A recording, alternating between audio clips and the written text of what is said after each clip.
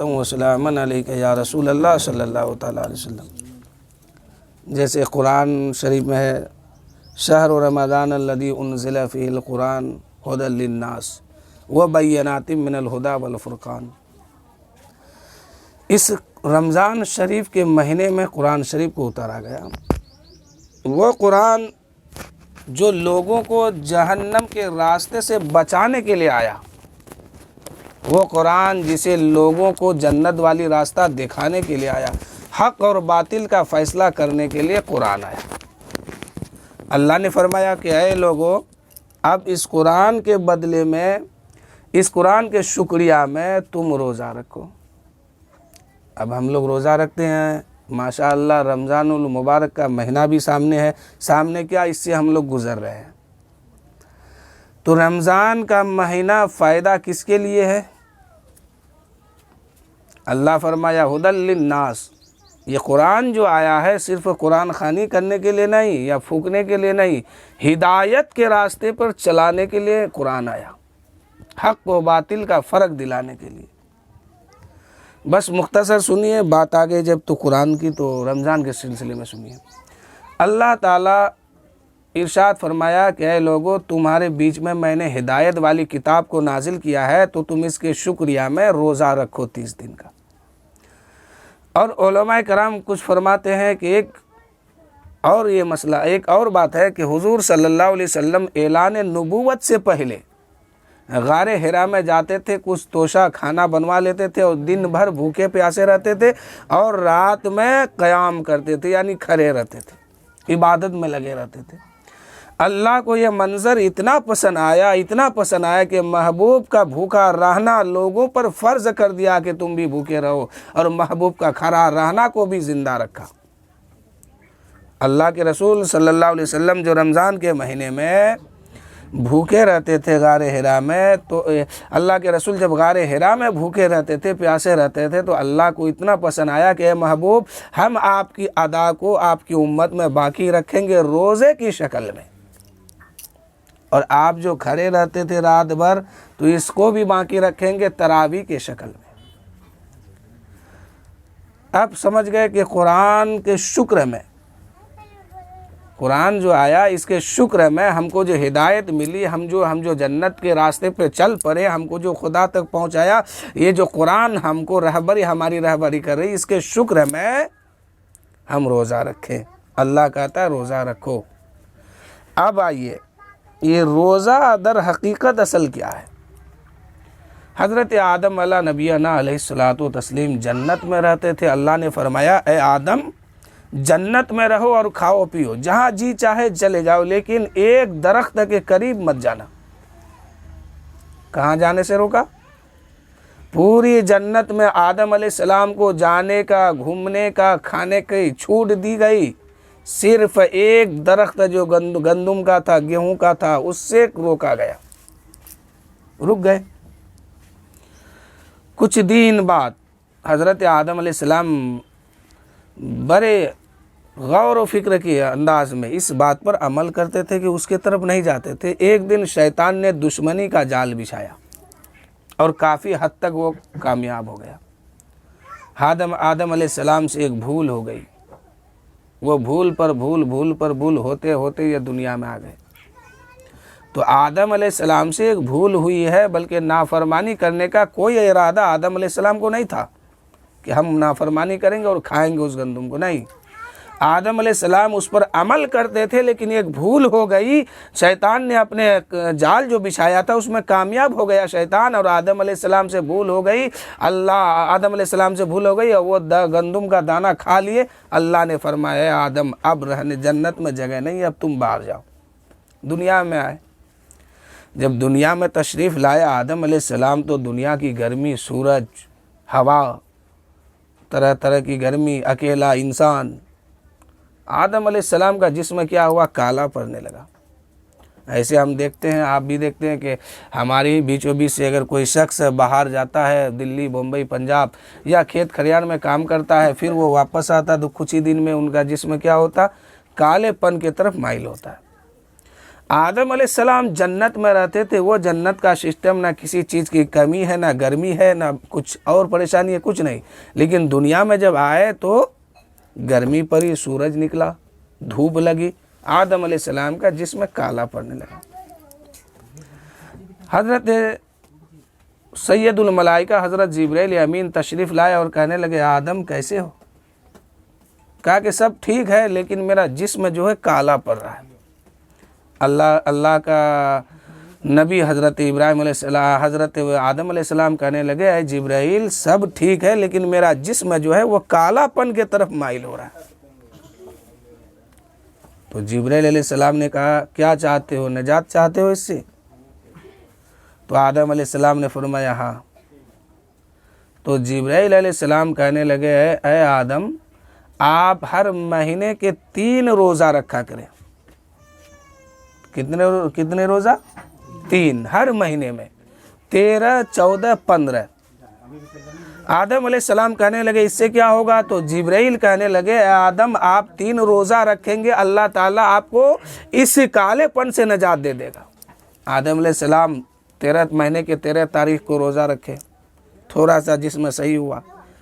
14 کو رکھے، آدھا جسم صحیح ہو گیا. 15 کو جب رکھے تو آدم علیہ السلام کا جسم بالکل صحیح ہو گیا، جیسے جنت میں تھے ویسے اب دنیا میں ہے. تو ہر مہینے کے 13 14 15 اس کو ایام 20 کہا جاتا ہے، سب کے لیے رکھنے کی اجازت ہے.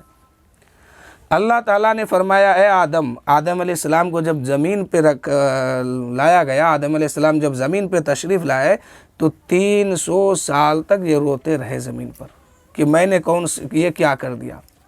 گندم کا اگر دانہ کھاتا نہیں تو میں جنت سے نکالا نہیں جاتا. اس وجہ سے آدم علیہ السلام 300 سال تک روئے، مارے شرم کے 100 سال تک آسمان کے طرف نگاہ اٹھا کے نہیں دیکھے. اس کے بعد اللہ تعالیٰ نے فرمایا اے آدم کیسے ہو، کیا چاہتے ہو؟ آدم علیہ السلام نے کہا مولا سب تو ٹھیک ہے. اللہ نے فرمایا اے آدم اب تم 30 روزے رکھو. ہمارے سامنے جو آج 30 روزہ 1 سال کے اندر آیا ہے، ہر سال رمضان کا مہینہ آتا ہے اس میں 29-30 روزہ رہتا ہے. اللہ نے فرمایا اے آدم اب تم 30 روزہ رکھا کرو. آدم علیہ السلام نے کہا یا اللہ یہ 30 روزہ کی حقیقت کیا ہے، دراصل حقیقت اس میں کیا ہے؟ اللہ نے فرمایا اے آدم تم نے جو وہ گندم کا دانہ، گیہوں کا دانہ جنت میں کھایا تھا اس کا اثر تمہارے پیٹ میں 30 دن تک رہے گا. کئے دن تک؟ 30 دن تک رہے گا. اے آدم تم 30 روزہ رکھو گے، اس کا اثر تمہارے پیٹ سے ختم ہو جائے گا. تو میرے دوستو آدم علیہ السلام نے 30 روزہ رکھے. اللہ نے آدم علیہ السلام کی اس سنت کو بھی زندہ رکھا اور اس امت کے لیے 30 روزہ فرض کر دیا. اور پیغمبر جو تھے ان لوگ بھی روزہ رکھا کرتے تھے. آدم علیہ السلام ہر مہینے کے 13 14 15. نوح علیہ السلام تو پوری زندگی روزہ رکھا کیے ہیں، پوری زندگی روزہ رکھ کر کے انہوں نے گزارا ہے. 900 سال 950 سال تک جو زندگی ان کو ملی تو پوری زندگی روزہ رکھ کے وہ گزارے. حضرت عیسیٰ علیہ السلام، حضرت موسیٰ علیہ السلام، ان لوگوں کے دور میں 1 دن روزہ تو 2 دن افطار تھا. یعنی ہر نبی کے امت میں روزہ تھا، کسی کے طریقہ الگ، کسی کا طریقہ الگ. کوئی مہینے میں 3 دن روزہ تو کوئی پوری زندگی روزہ، کوئی دن میں 1 دن روزہ تو 2 دن افطار، کوئی کیا. لیکن روزہ سب کے لیے تھا. لیکن فرق تھا جو طریقہ ہم لوگوں کے پاس ہے وہ طریقہ ان لوگوں کے پاس نہیں تھا، صرف طریقے کا فرق تھا. تو ایک مرتبہ حضرت علی مشکل کشا رضی اللہ تعالیٰ عنہ حضور کی بارگاہ میں جا رہے ہیں. اس وقت حضور صلی اللہ علیہ وسلم مسجد نبوی میں بیٹھے ہیں. حضرت جبرائیل پہنچے، کہنے لگے السلام علیکم یا رسول اللہ. حضور صلی اللہ علیہ وسلم نے سلام کا جواب دیا اور فرمایا کہ اے علی تمہیں جبرائیل سلام کرتے ہیں، میرے پاس ابھی جبرائیل بیٹھے ہیں، یہ تمہیں سلام کرتے ہیں. حضرت علی کہنے لگے یا رسول اللہ آپ کو بھی سلام اور جبرائیل کو بھی سلام. سلام کلام ہونے کے بعد جبرائیل علیہ السلام کہنے لگے اے علی، حضور فرماتے ہیں کہ اے علی جبرائیل تم سے کچھ کہنا چاہتا ہے. حضرت علی نے کہا کہ حضور کہا جائے، فرمایا جائے. تو میرے آقا صلی اللہ علیہ وسلم فرماتے ہیں اے علی تم ہر ماہ کے 3 دن 13 14 15 کو روزہ رکھا کرو۔ تو حضرت علی کہنے لگے یا رسول اللہ اس میں فائدہ کیا ہے؟ تو حضور فرماتے ہیں کہ پہلا روزہ جو 13 کا رکھو گے اس میں تم کو 10,000 نیکی ملے گی، دوسرا روزہ 14 کو رکھو گے تمہیں 35,000 نیکی ملے گی، اور تیسرا روزہ جب 15 کو رکھو گے تو تمہیں 1,00,000 نیکی ملے گی۔ یہ جو ماہ رمضان المبارک کا مہینہ ہے، جب انسان افطار کے لیے بیٹھتا ہے، افطاری کے وقت میں حدیثیں بہت ہے، حضور صلی اللہ علیہ وسلم فرماتے ہیں کہ افطار کے وقت اللہ تعالیٰ 60,000 لوگوں کو ایسے بخشتا ہے جن لوگوں نے اپنے خطا اور اپنے گناہ کی وجہ سے جہنم پہ جانا ان لوگوں کے لیے واجب ہو چکا تھا، ایسے جہنمیوں کو اللہ تعالیٰ افطار کے وقت 60,000 جہنمیوں کو جہنم سے آزاد فرماتا ہے۔ کیا حدیث ہے کہ افطار کے وقت ان لوگوں کو جس نے اپنے گناہ کی وجہ سے اس پر جہنم میں جانا واجب ہو چکا ہے، ایسے لوگوں کو 60,000 لوگوں کو اللہ تعالیٰ افطار کے وقت جہنم سے آزاد فرما دیتا ہے۔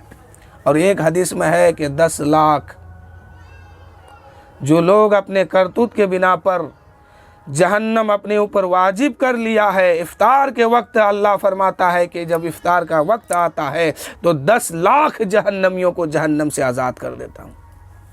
یہ 10 لاکھ جہنمیوں کو جہنم سے آزادی کا پروانہ ملتا ہے افطار کے وقت۔ یہ ایسا نہیں کہ ایک ہی دن، بلکہ ہر دن، پہلے رمضان کو 10 لاکھ، دوسرے رمضان کو 10 لاکھ، تیسرے رمضان کو 10 لاکھ، اسی طرح کرتے کرتے جمعہ کا جب دن آتا ہے تو جمعہ کے ساتھ میں ہر ایک لمحہ میں 10 لاکھ جہنمیوں کو جہنم سے آزاد کیا جاتا ہے۔ اللہ کا کرم دیکھیے کہ ایک پہلے رمضان افطار کے وقت میں 10 لاکھ، دوسرے رمضان افطار کے وقت پھر 10 لاکھ، تیسرے کو پھر 10 لاکھ، اسی طرح کرتے کرتے جب رمضان میں جمعہ کا دن آتا ہے تو جمعہ کی ہر گھڑی، ہر لمحہ، ہر ساعت میں 10 لاکھ لوگوں کو جہنم سے آزادی کا پروانہ ملتا ہے۔ اب پہلے تاریخ کو 10، دوسرے تاریخ کو 10، تیسرے کو 10، یعنی اسی طرح کرتے کرتے ہر روز 10 کر کے جب آخری رمضان آتا ہے اس روز اللہ فرماتا ہے کہ اتنے دنوں میں جتنے کو بخشا گیا ہے آخری رمضان کو اتنے کو اور بخشا جائے گا۔ اگر 50 کروڑ کو پورے مہینے میں بخشا گیا تو آخری رمضان کو 50 کروڑ اور بخشا جا رہا ہے۔ یعنی 10 کے حساب سے اگر گنتی کیا جائے تو 30 رمضان 29 رمضان میں جتنے لوگوں کو بخشا گیا ہے، جہنم سے آزادی کا پروانہ ملا ہے، اتنے لوگوں کو اور جہنم سے پروانہ ملنے والا ہے، جہنم سے آزادی کا پروانہ ملنے والا ہے، جہنم سے آزاد ہونے والے ہیں۔ دعا کیجئے مولا کی بارگاہ میں کہ مولا جن لوگوں کو تو جہنم سے آزاد فرمایا ہے انہی لوگوں کے لسٹ میں ہم لوگوں کا بھی نام شامل فرما، تاکہ ہم لوگ بھی آزاد ہو جائیں۔ میرے دوستو، اللہ کے رسول صلی اللہ علیہ وسلم ایک مرتبہ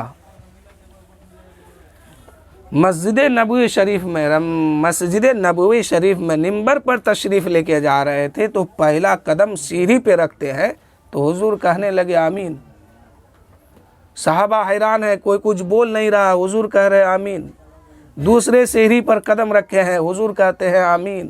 تیسرے سیڑھی پر قدم رکھے ہیں، حضور کہتے ہیں آمین۔ اس کے بعد صحابہ کہنے لگے یا رسول اللہ، اس وقت نہ کوئی دعا ہو رہی تھی نہ کوئی کچھ بول رہے تھے، پھر آپ پہلے سیڑھی پہ قدم رکھے ہیں آمین کیسے کہہ دیے؟ دوسرے سیڑھی پر پیر رکھے ہیں آپ آمین کیسے کہہ دیے؟ آپ تیسرے سیڑھی پر قدم رکھے ہیں آمین کیوں کہے؟ میرے آقا صلی اللہ علیہ وسلم ارشاد فرماتے ہیں اے صحابہ سنو، جب میں سیڑھی پر قدم رکھا تھا اس وقت حضرت سیدنا جبرائیل علیہ السلام آئے تھے، سید الملائکہ جبرائیل امین تشریف لائے تھے، اور جبرائیل کہنے لگے یا رسول اللہ، جس جگہ آپ کا نام لیا جائے میرے آقا، جس جگہ آپ کے بارے میں کچھ کہا جائے میرے آقا، اگر اس جگہ پر آپ پر کوئی درود و سلام نہیں پڑتا ہے تو وہ تباہ و برباد ہو جائے۔ میں نے کہا آمین۔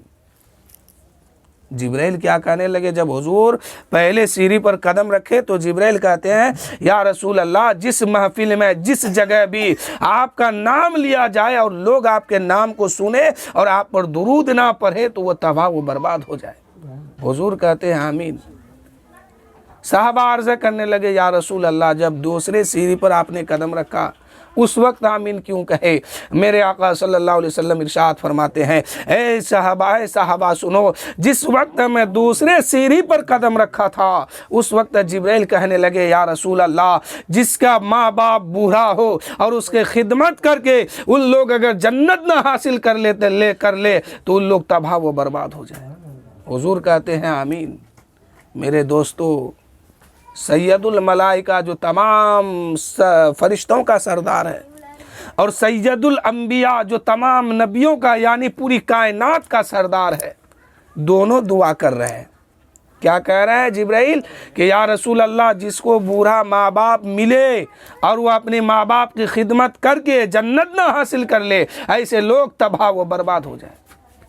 تو میرے دوستو، ماں باپ جس کو ملے تو ماں باپ جیسی دولت کو یوں نہ ٹھکراؤ، ماں باپ کی عزت ادب کرو، ان کی خدمت کر کے جنت حاصل کر لو۔ ماں کے قدم کے نیچے جنت ہے تو باپ کے قدم کے نیچے جنت کا دروازہ ہے۔ اور جبرائیل امین کہتے ہیں یا رسول اللہ، ماں باپ بوڑھے ماں باپ کی خدمت کرے نہ کرے، جو لوگوں کو ماں باپ ملے بڑھاپے میں اور ایسے ماں باپ کی وہ خدمت نہ کرے تو وہ لوگ ہلاک ہو جائے، دنیا میں تباہ و برباد ہو جائے۔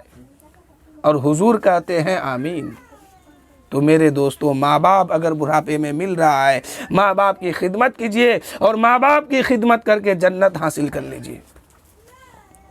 حضور صلی اللہ علیہ وسلم جب تیسری سیڑھی پہ قدم رکھتے ہیں، جبرائیل کہتے ہیں یا رسول اللہ، جس کو رمضان کا مہینہ ملے اور ماہ رمضان کے مہینے میں روزہ اور تراویح اور نماز اور دیگر عبادت کر کے اپنے اوپر جنت کو واجب نہ کرا لے تو ایسے لوگ بھی تباہ و برباد ہو جائیں۔ کیا کہنے لگے کہ یا رسول اللہ، رمضان کا مہینہ ملے اور رمضان کے مہینے میں روزہ رکھ کے نماز پڑھ کے تراویح پڑھ کے اور دیگر تسبیح پڑھ کے عبادت پڑھ کر کے قرآن پاک کی تلاوت کر کے اگر جنت حاصل نہ کر لے تو جو لوگ نہ حاصل کر پائے وہ لوگ تباہ و برباد ہو جائے۔ حضور کہتے ہیں آمین۔ تو میرے دوستو، ماں باپ کی خدمت بھی ضروری ہے، رمضان کا روزہ بھی رکھنا ضروری ہے، اور حضور کا نام اگر سن لے تو درود بھی پڑھنا ضروری ہے۔ اب اگر نہ کریں گے تو حضور کی اور جبرائیل امین کی وہ بد دعا کہیں پیچھا نہ کر لے۔ تو میرے دوستو، بڑھاپے میں ماں باپ اگر بڑھاپا میں پہنچ گیا ہے، ماں باپ ضعیف ہو گئے ہیں تو ان کی خدمت کیجئے اور ان کی خدمت کر کے جنت حاصل کر لیجئے۔ اور رمضان کا مہینہ ملتا ہے تو عبادت کر کے، نمازیں پڑھ کے، روزہ رکھ کے، تراویح پڑھ کے جنت حاصل کیجئے۔ اور حضور کا نام کسی محفل میں سنیے تو ان پر صلاۃ و سلام پڑھیے۔ درود پڑھنے سے ایک مسئلہ اور سنیے کہ درود پڑھنے سے فائدہ کیا ہے۔ قبر میں جائیں گے سب کوئی، مرنا ایک دن سب کو ہے، تو قبر میں جب جائیں گے منکر نکیر آئیں گے، آنکھ کھلے گی، اٹھایا جائے گا، پوچھے گا من ربو کا، یہ جملہ ہے عربی۔ آپ من ربو کا مطلب نہیں سمجھتے ہیں، ہم نہیں سمجھتے ہیں، ہندوستان کے باشندے لوگ نہیں سمجھتے ہیں، اور دیش کے لوگ نہیں سمجھتے ہیں۔ یہ عربی زبان ہے عرب والوں کی۔ اب پوچھا جائے گا کیا؟ من ربو کا، تیرا رب کون ہے؟ ما دینوں کا، تیرا دین کیا ہے؟ ما کنت تقول فی حق ھذا الرجل، کیا کہا کرتے تھے اس مرد مومن کے بارے میں؟ تو سوال کا جواب اس وقت انسان کیسے دے گا اور سمجھے گا کیسے کہ کیا کہا جاتا ہے؟ تو یہ درود کی برکت ہے۔ اگر اپنے نبی پر محبت سے درود پڑھیں گے اور عقیدت و محبت کے ساتھ درود نبی کی بارگاہ میں بھیجیں گے تو حضور فرماتے ہیں جو لوگ میری بارگاہ میں کثرت سے درود پڑھتا ہے اور میری بارگاہ میں بھیجتا ہے، جب وہ انسان انتقال کر جائے گا، مر جائے گا، قبر کی دنیا میں جائیں گے تو مجھ پر درود پڑھنے کی برکت سے ان کے زبان پر عربی زبان آ جائے گی۔ ان کی زبان مرنے کے بعد عربی ہو جائے گی، وہ عربی بولیں گے، عربی سمجھیں گے بھی۔ یہ کون لوگ ہوں گے؟ جو لوگ اپنے نبی پر صلاۃ و سلام اور درود شریف پڑھتے ہوں گے، میرے دوستو جتنا زیادہ ہو سکے درود شریف پڑھیے، تاکہ جب ہم قبر میں جائیں منکر نکیر سوال کرے من ربو کا تو کہہ دے کہ میرا رب اللہ ہے، دوسرا سوال کرے ماں دینوں کا تو کہہ دے کہ میرا دین اسلام ہے، تیسرا سوال حضور کے بارے میں پوچھے گا تو وہاں کون جواب دے گا؟ جو درود پڑھتا ہے، جو عقیدہ رکھا ہے اپنے نبی پر، جو عقیدہ رکھا ہے قبر کی دنیا میں، جو عقیدہ رکھا ہے مرنے کے بعد جنت دوزخ ہے۔ تو ایسے لوگ جو ایمان والے ہوں گے، ایمان لے کے جائیں گے، اب وہاں تیسرے سوال کا جواب دیں گے۔ وہاں یہ نہیں کہا جائے گا کہ کیا کہتے تھے نبی کے بارے میں، یا کیا کہتے تھے اپنے رسول کے بارے میں، کیا کہتے تھے اپنے آقا کے بارے میں، نہیں میرے دوستو، وہاں کہا جائے گا کیا کہا کرتے تھے اس مرد مومن کے بارے میں۔ کیا کہا جائے گا؟ کیا کہا کرتے تھے جو سامنے کھڑے ہیں، سامنے موجود ہیں۔ اس وقت میرے نبی صلی اللہ علیہ وسلم کا جلوہ جہاں اس مرنے والے قبر والے کو نظر آنے لگے گی۔ اس وقت فرشتہ پوچھیں گے کیا کہا کرتے تھے؟ تو جن کا ایمان مکمل ہوگا، اعمال صحیح ہوگا، نبی سے محبت کرنے والے ہوں گے، نبی سے عقیدت و محبت رکھنے والے ہوں گے، وہ بے ساختہ پکار اٹھیں گے، اے فرشتوں تم ان کے بارے میں کیا پوچھتے ہو؟ یہی تو ہر درد کی دوا صلی علی محمد ہے، یہی ہر درد کی دوا صلی علی محمد ہے، ان کے بارے میں تم پوچھتے ہو۔ انہی کا کلمہ پڑھ کے تو میں مسلمان بنا ہوں، انہی کا کلمہ پڑھ کے میں تو ایمان والا کہلاتا ہوں، اور انہی کے صدقے میں میں نے اپنے رب کو پہچانا ہے، اور انہی کو دیکھنے کے لیے میں موت کے بستر پہ سویا ہوں، اور ان کی زیارت کے لیے میں قبر کی دنیا میں آیا ہوں۔ میرے دوستو ہر انسان کو اس مرحلے سے گزرنا ہے، بچنا کسی کو نہیں ہے۔ قرآن کہتا ہے فَمَن يَعْمَلْ مِثْقَالَ ذَرَّةٍ خیرًا یرا ومن یعمل مثقال ذرۃ شرًا یرا۔ ایک ایک قطرہ، ایک ایک تنکا، ایک ایک بولی کا حساب دینا ہوگا، یعنی زندگی میں جتنی سانسیں لی ہے کس مقصد سے لیا ہے، زندگی میں جتنے قدم چلے ہیں کس مقصد سے چلے ہیں، اس کا بھی حساب دینا ہوگا۔ ایسا نہیں کہ حساب نہیں، حساب دینا ہوگا میرے بھائی۔ آپ جھوٹ بولیں گے، ہم جھوٹ بولیں گے تو ہم سب کے منہ میں پٹی باندھ دیا جائے گا۔ اس وقت ہاتھ کی انگلی بولنے لگے گی، پیر کی انگلی بولنے لگے گی، پیر کا ناخن بولنے لگے گا، آنکھ کان ناک بولنے لگیں گے، جسم کا ہر اعضا گواہی دیں گے کہ مولا یہ انسان فلاں جگہ فلاں اچھا کام کیا تھا، فلاں جگہ فلاں برائی کام کیا تھا۔ میرے دوستو انسان وہاں چھپا نہیں پائے گا، اس لیے وہاں بچنے کے لیے یہیں سے ان کی تیاری کیجئے۔ آج کوئی انسان گناہ کرتا ہے تو اپنے گھر والوں سے چھپاتا ہے، اپنے ماں باپ سے چھپاتا ہے، اپنے رشتہ دار سے چھپاتا ہے، لیکن میدان محشر میں جب عمل کھولا جائے گا، اعمال تولا جائے گا، تو میدان محشر میں ماں بھی موجود ہوگی، باپ بھی موجود ہوں گے، بہن بھی موجود ہوگی، بہن بھی موجود ہوگی، بھائی بھی موجود ہوگا، بیٹا بیٹی رشتہ دار بھی وہاں پر موجود ہوگا۔ سب کے سامنے اس کا اعمال کھولا جائے گا اور دکھایا جائے گا کہ انسان چھپ کر کے یہ برائی کیا تھا، انسان یہاں پہ چھپ کے یہ اچھا کام کیا تھا، یہاں پہ یہ برائی کیا تھا، یہاں پہ یہ اچھا کام کیا تھا۔ اے میرے دوستو ذرا سوچو، ہم سب کے سامنے ہم سب کی ماں بہن رشتہ دار موجود ہوں گے، اس وقت جب حساب لیا جائے گا، پوچھا جائے گا کہ کیوں ایسا کیا تھا، تو کیا جواب دیں گے؟ آج تو دنیا سے چھپانے کے لیے لوگوں سے چھپ چھپ کے یہ گناہ کیا جاتا ہے، لیکن اسی لوگوں کے سامنے، اہل محشر کے سامنے، وہاں پر کوئی بچہ نہیں ہوگا جو چھوٹ جائے گا۔ حضرت آدم سے لے کے تا قیامت تک جتنے عورت مرد بوڑھا بچہ دنیا میں تشریف لائے ہیں، سب کے سب موجود ہوں گے، اور سب کے سامنے ایک انسان کا اعمال کھولا جائے گا، ایک انسان کا زندگی کھولی جائے گی، ایک انسان کے بارے میں پڑھا جائے گا کہ یہ انسان دنیا میں گیا تھا تو کیا کیا، دنیا میں گیا تھا تو کتنے کام کیا ہے، کتنا نیک کام کیا، کتنا برا کام کیا، سب کچھ تولا جائے گا۔ فَمَن يَعْمَلْ مِثْقَالَ ذَرَّةٍ خَيْرًا يَرَهُ وَمَن يَعْمَلْ مِثْقَالَ ذَرَّةٍ شَرًّا يَرَهُ۔ ایک ایک قطرے، ایک ایک تنکے کا حساب ہوگا اور دریا دریا بخشا جائے گا۔ میرے دوستو ہمیشہ ذہن میں بات رکھیے کہ اچھا کام کیجیے۔ آج سے پہلے کچھ دن، 2-4 دن پہلے ایک جنازہ لے کے لوگ پہنچے تھے مسجد میں۔ اس وقت مسجد میں نماز ہو رہی تھی، جنازے پہ سونے والا بھی نمازی تھا، जनाजे पे सोने वाला नमाजी था, लेकिन उसको लोग लेके जो चले थे उसका हाल बताऊं। आइन जोहर का वक्त था, जमात खड़ी थी, जितने लोग उस मैयत में शामिल होके गए थे तमाम के तमाम मस्जिद के सहन में बैठे रह गया, नमाज तक नहीं पढ़ा। बताओ मरने के बाद क्या हाल होगा। रमजान के महीने में भी ये लोग नमाज पढ़ना नहीं चाहते।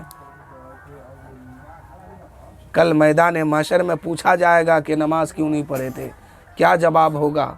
हुजूर की हदीस है कि एक रकात नमाज जो जानबूझ के छोड़ता है उसको 80 साल जहन्नम में जलाया जाएगा। तो मेरे दोस्तों, बहरहाल मैं उधर बोलना नहीं चाहता हूँ अभी, लेकिन इतना ज़रूर कहना चाहता हूँ कि ज़िंदगी की हर एक सांस बड़ी कीमती है, इसको संभाल लीजिए तो फिर आपके लिए जन्नत है, वरना नहीं संभाल पाइएगा, अपने अमाल को इंसान नहीं ठीक कर पाएगा तो उसके लिए जहन्नम भी है। हिसाब दोनों तरफ है। अमाल ठीक होगा तो जन्नत मिलेगी, अमाल अगर ख़राब होगा, अमाल में नेकी नहीं होगी, अमाल में नमाज नहीं मिलेगी, रोज़ा नहीं मिलेगा, अमाल में इबादत नहीं मिलेगी, तो फिर उस इंसान का फ़ैसला होगा कि जा जहन्नम की तरफ चला जा। क्या हाल होगा उस वक्त। हज़रत मूसा अलैहिस्सलाम से अल्लाह ने फरमाया, ए मूसा, क्या तुम्हारा कोई दोस्त भी है दुनिया में। कहने लगा, हाँ मेरे परवरदिगार, मेरा एक दोस्त है दुनिया में। अल्लाह ने फरमाया, वो क्या करता है। कहा, वो दर्जी का काम करता है, कपड़ा सिलता है।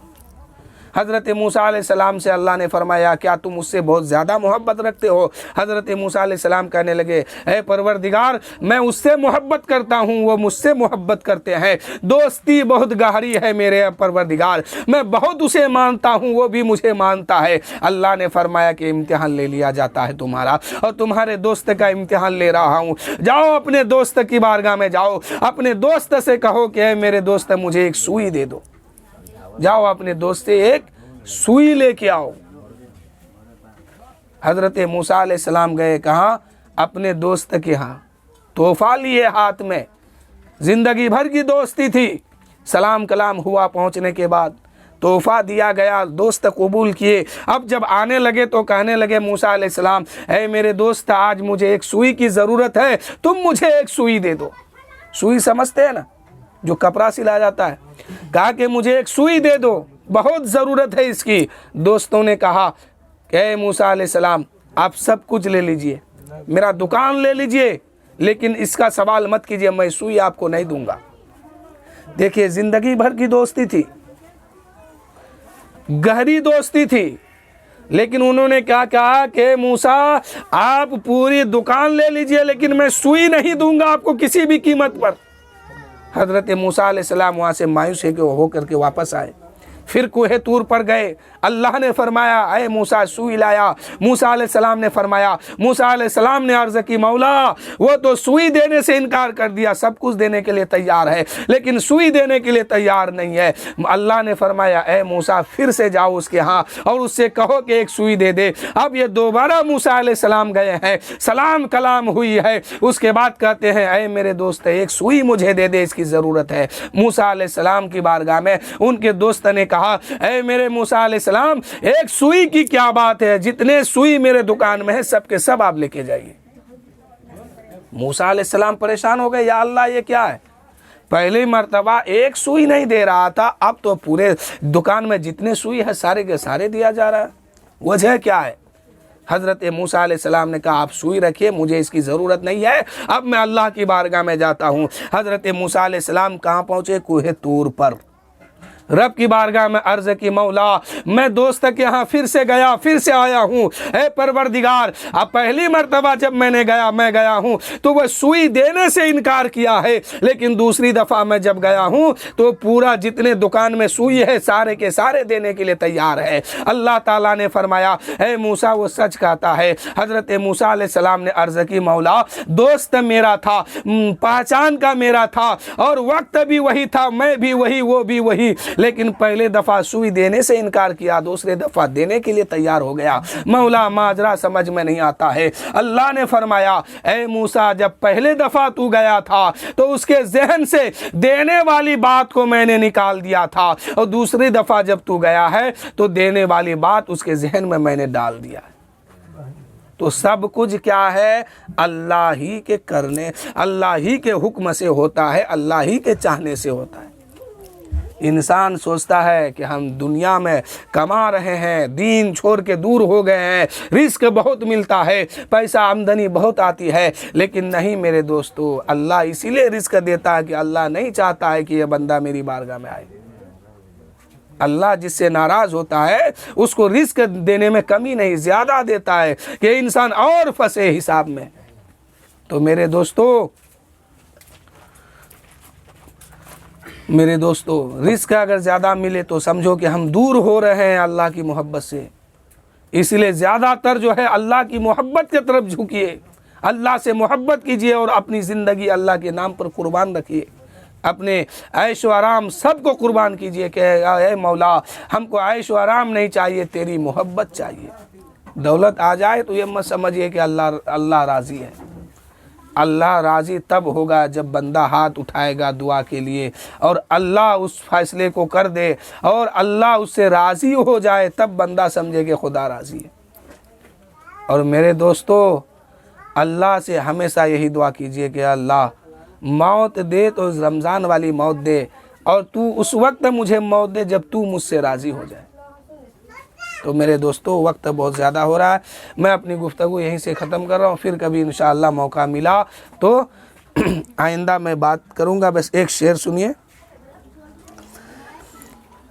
میں قبر اندھیری میں گھبراؤں گا جب تنہا، امداد میری کرنے آ جانا رسول اللہ۔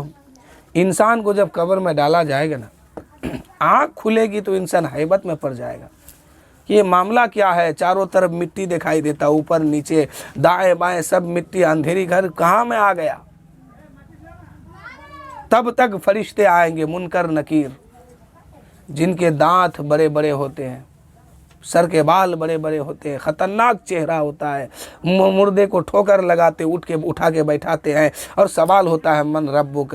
ایک طرف تو ہیبت ہے کہ اندھیری گھر میں کہاں آ گیا، دوسری طرف ہیبت ہے کہ یہ ڈراؤنی شکل والے کہاں سے آئے، تیسری طرف زبان پہ وہ بات نہیں آ رہی کہ جواب کیا دوں۔ ایک طرف ڈرا ہوا بھی ہے، ایک طرف سوال بھی ہے، ایک طرف جواب بھی دینا ہے۔ تو جواب اور سوال اور اندھیری گھر کی تیاری اسی دنیا میں کر کے جانا ہے، تب وہاں بچیں گے۔ قبر میں روشنی اسی کی ہوگی، قبر میں روشنی اسی کے بکھرائے جائیں گے، جو جس کا اعمال ٹھیک ہوگا اسی کے قبر میں روشنی ہوگی، اسی کا قبر میں من لگے گا، ورنہ پھر سزا ہی سزا ہے۔